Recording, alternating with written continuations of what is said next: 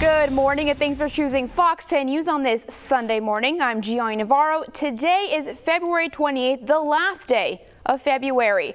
Let's check with Matt Barentine to check out those morning conditions for our last day. Matt, how's it looking out there? Yeah, it's well, not as bad as yesterday morning, so that's the good news. There's certainly a lot of fog around for our Saturday morning start, a lot of fog around Friday morning as well. This morning, we have some patchy fog. You can see here Evergreen down to 0 mile visibility. It's up here in Conecuh County, up in Monroe County, some pretty thick fog. A little bit of fog here downtown Mobile, 1/4 mile visibility, Destinate 1/4 mile visibility, but it's not as widespread this morning as the last couple of mornings. And why is that? Well, simply because we have a little bit of wind. It doesn't look like much, 8, 5, 9, 12 miles per hour, but that's enough to stir up the atmosphere, just enough to break up fog. So we're not getting quite as much this morning, so that's the good news. Temperature-wise, still about the same. I mean, it's still really mild and warm here for I guess it's the last day of February here morning. So temperatures in the upper 60s, even low 70s. Calvert at 70 right now, 68 in Lillian, 69 in Pensacola. It's a very mild start here to the day. You can go short sleeves all day long here for your Sunday. Radar, it's clear. Nothing on there to see right now. Just some clouds and that fog that we got going here this morning. Pretty quiet conditions all together. Let's look at your FUTURECAST. It should stay pretty quiet today. Now, yesterday we did end up getting a few showers, particularly across Baldwin County and parts of Mobile County.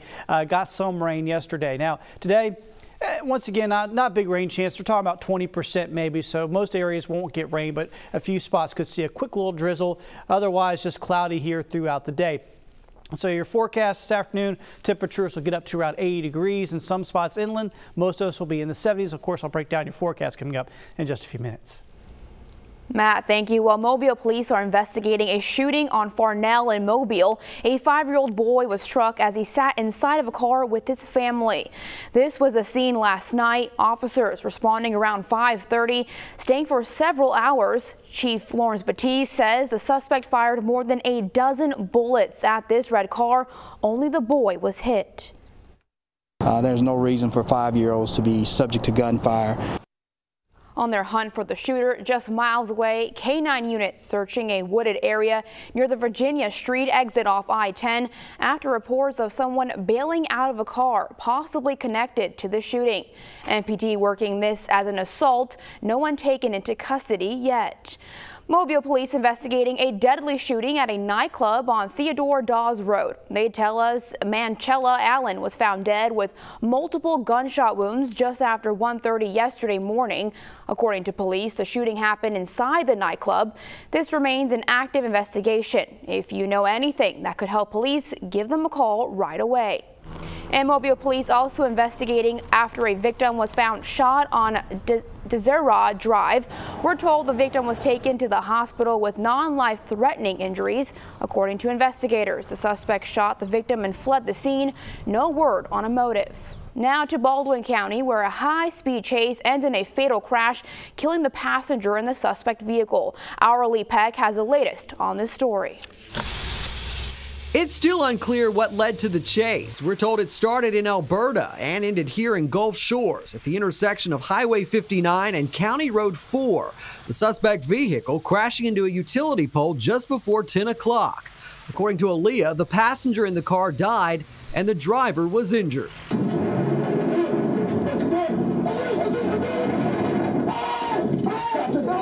It comes just 2 days after 3 other officers were injured in this pursuit. These 3 suspects accused of leading Bay Minette police on a high-speed chase Wednesday. I was more than shocked. I didn't know what I was seeing. Police say they recovered 3 handguns, including 2 that were reported stolen, as well as meth and other drug paraphernalia, not to mention drugs and other items the suspects allegedly threw out the windows. All 3 now face multiple charges. And like we said, it was a busy week. Mobile police chasing down 44-year-old Roy Parker III. MPD says it started after Parker ran a stop sign, but get this isn't Parker's first run-in with the law or his first attempting to elude charge. Tonight he's free on bond.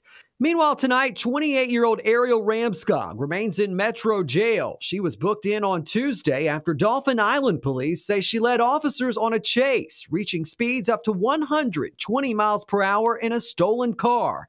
According to investigators, she was under the influence of meth. Then about a month ago, who could forget this frantic scene off Navco Road? I was just outside and I just heard tires hitting the road pavement real fast, and I seen a car coming around the curve. Another wild high-speed chase came to a crashing end. After a short manhunt, 2 people were taken into custody.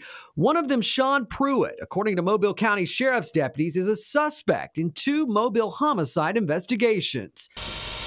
Attempts to outrun police usually end badly. In some cases, like last night, they can easily turn deadly in a split second.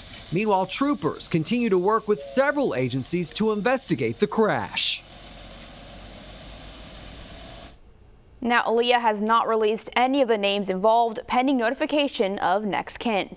Well, CITRONELLE police making nearly 24 arrests in their monthly roundup. According to Chief Tyler Norris, they attempted to serve 24 warrants. 11 of those were successfully served, including 2 felony warrants for trafficking meth and cocaine out of Arkansas. 9 new arrests were made, with 3 of those being felonies. Charges range from DUI to drug possession. 17 traffic stops were also made, resulting in 5 citations. More than 32 officers and 2 canines from 4 different departments participated in last night's roundup.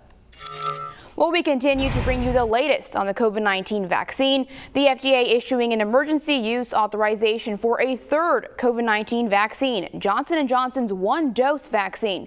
This comes just 1 day after the House voted in favor of President Biden's massive COVID relief package. Fox News correspondent Charles Watson has the story. The latest coronavirus relief package is one step closer to becoming a reality. Early Saturday, the House approved the Biden administration's $1.9 trillion COVID relief bill, advancing it to the Senate. The legislation passed 219 to 212, with 2 Democrats and all Republicans opposing the bill. Despite a lack of bipartisan support, President Biden praised the House for its approval, urging the Senate to move quickly. If we act now, decisively, quickly, and boldly, we can finally get ahead of this virus.